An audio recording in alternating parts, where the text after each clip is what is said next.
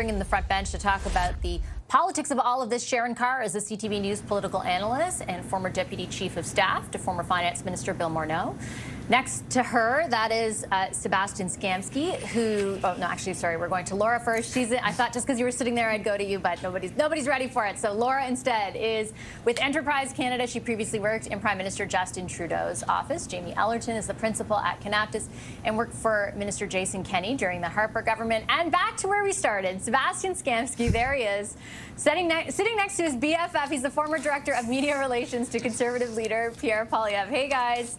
Nice to see you. Wish it were on a more positive note, Laura. I got to start there. And I think some of the clips that you saw there perfectly exemplify the back and forth that is existing right now about what the federal government's next move should be. I know that the federal government has signaled, you know, we're not going to hit back harder because the prospect of a deal on other stuff like steel and aluminum and energy exists. How much leeway do you think they have before the voices like Doug Ford's grow even louder, or Patrick Brown earlier on the show, that force them into a more aggressive posture? Like, how long do they have?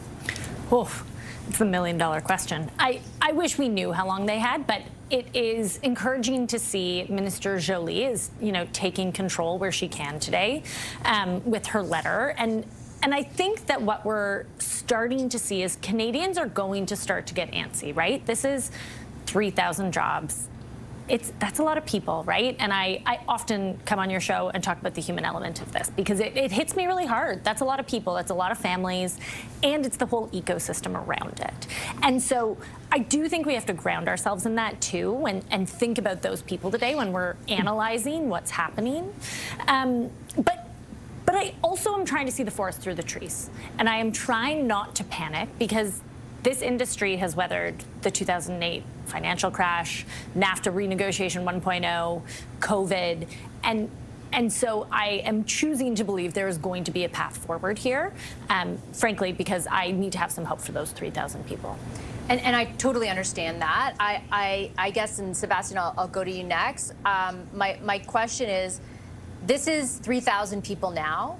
My sense is this is a company doing exactly what Donald Trump has said he wanted them to do through the use of tariffs. Pick up their investments, move them to the United States, and for the U.S. to reshore all that manufacturing. Like, I don't get the sense that this is the end of the story. I feel like it's the beginning. What does that, in your view, necessitate from a political perspective from the federal government in this moment? I think, Vash, you're entirely right. I think a point I was going to make is that this isn't some grand conclusion to the events that we're witnessing. It is, I think, just the beginning, as you said.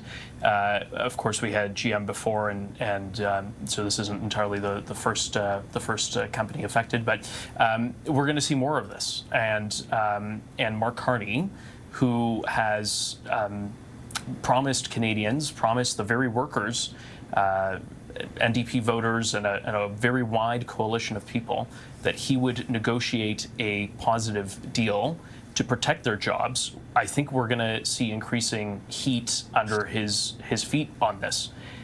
We had the self-imposed deadline in July, another one in August. It is October. Both have come and gone. The outcome of that, unfortunately, is these 3,000 jobs. Let's not forget that is part of the over 97,000 jobs across every sector that has been lost while Mark Carney has been Prime Minister. And so when we see Prime Minister Carney go down to the Oval Office like he did last week and give away all of our leverage and provide every concession to the Trump administration, and in return, we have Trump's trade advisor saying that really the tariffs on autos is going to be a permanent fixture in our relationship. I think really does not bode well for the future of workers and the future of our industry here. And it's very concerning as we enter further CUSMA renegotiations down the road. I think my gut feeling, Sharon, tells me like two things can be true at the same time. That I understand the conservative critique that this is not the Mark Carney that was promised during the election, nor the actions that align necessarily with the posture taken during the campaign. At the same time, I feel like there is a proposition being put forward inherently by the Carney government right now, which is we're doing this stuff because we think it will lead to a better outcome. My question for you from a political perspective or a strategic perspective is, like, how long do they have before Canadians kind of, take back some of the leeway that they've given them, or like, how long do they have to produce that outcome? I would say they have a little bit of time, but not enough, as anyone would want. And I think the biggest issue here is that this is 3,000 jobs today. What is it going to be next, right? So the federal government and the Prime Minister have to really look at this from a perspective of, we have Donald Trump, the president, who is in office for the foreseeable future, and one day it's one thing and the next day it's another, and this is a direct cause of his threats on the industry. And I think that where Prime Minister Carney has to really step in here is that I know that we have CUSMA negotiations that are like on the horizon, but we also have these tariff discussions, and I think that as much as we want to wait on things, we also have to put a bit of fire under not only the politics of it, but under industry. I personally think that I want to remove the politics from this conversation for a second, because it doesn't matter who is the Prime Minister at this point in time. As long as Donald Trump is the president, we are going to see situations like this. We've heard his protectionist view. And the biggest problem I have with this is that for companies like Stellantis, and I just saw right before we came on here, Minister Melanie Joly did send over a letter stating essentially this is not acceptable, and that their previous subsidies that they received were contingent on things. And I think that the government has to show that they are going to take the full legal force, whatever force. They need to come down as hard as possible, because the auto sector is one of the sectors in Canada that receives a lot of government funding. And I was one of the people who cheered on the investment that Stellantis got in Windsor a few years ago, because, sometimes the government has to step in. But if they're going to take the government's money and then walk away when it's not convenient for them, someone needs to have a come to Jesus moment, because this is not acceptable. But that's what's so striking, Jamie, to me. It's like, of course, Stellantis knows that. They know the contract they signed. They know the obligations that they made to the Canadian government. But they've built the cost of that into the decision that they've made. Clearly, the cost of going up against Trump and, the cost of staying in Canada versus moving your production to the United States is not, as detrimental to them as what it would be. Like, that cost is greater than the one that they'll pay here in Canada, which, like, to me is very significant, right? Because I get pursuing all the legal stuff, I get all the recourse that we have in that vein, but ultimately, if it signifies something that more companies are going to do, we have a way bigger problem than just Stellantis on our hands. Yeah, I would agree with that framing, Vashti. And I think one of the risks here for Prime Minister Carney is his approach on this matter with the Trump administration has essentially been to lead by photo op, show engagement, show he's like got a seat at the table. While on the other hand, he's trying to tell Canadians, hey, trust me, we're going to figure this out. And we're now going on month 6, if not longer, of him selling that message. And I think, to Sharon's point, that runway is starting to get shorter and shorter. And I think Canadians are going to feel more antsy. And I think one of the things that really stood out for me when you hear the commentary on this today is you obviously have a lot of people, the head of Unifor, very entrenched in just, it's literally the Auto Workers Union.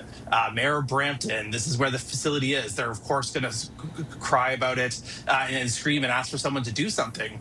But ultimately, I think Canada needs to wake up to the reality that we are not going back to the U.S. trade relationship as it existed prior to this Trump administration. And we need to start making long-term decisions that are going to actually benefit the Canadian economy over the long term. I would point out former Minister Ed Fast had a piece in the Hub today talking about canola and how we have to stop letting China put us over a barrel and divide Canadians, and instead actually build up the market for long-term global needs, diversify a bit, and make those investments today so that we can reap that benefit for decades to come and not be put over a barrel. And I think Canada has to be very clear-eyed. We need to get away from those that want to go to Ottawa, try and get your subsidy, pay a bunch of lobbyists to get the money flowing, only to then have these people walk away. That playbook is dead. It's going to cost taxpayers dearly, and it's going to do very little for the long-term prosperity of Canadians. And until we have a political leader actually make the case and start to show what an alternative can be, I think not only are you going to see the politics just become more fraught, but I think the economic impact in Canada is going to also be quite fraught. And every day that we're not moving forward in a new reality is the day we're stuck in the past, falling further and further behind.